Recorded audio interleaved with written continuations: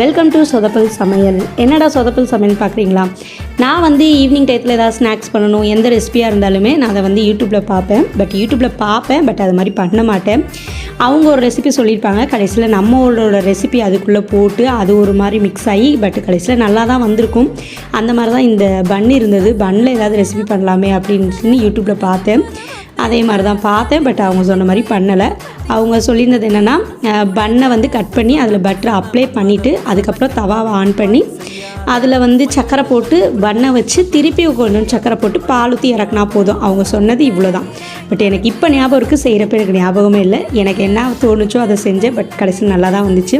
நீங்கள் யூடியூப் பார்த்து செஞ்ச ரெசிபி ஏதாவது நல்லா வந்துருந்து, இல்லை நான் பார்த்த ரெசிபி வந்து சொதப்பிடுச்சு அப்படின்னா அந்த ரெசிபி என்னன்றதை கமெண்ட் பண்ணுங்கள். இந்த வீடியோவை யூடியூப் பார்த்து அடிக்கடி சமைக்கிற உங்களோட ஃப்ரெண்ட்ஸ்க்கு வந்து ஷேர் பண்ணுங்கள். இந்த வீடியோ பிடிச்சிருந்துச்சுன்னா லைக் பண்ணுங்கள். நம்மளோட சேனலை சப்ஸ்கிரைப் பண்ணி வச்சுக்கோங்க.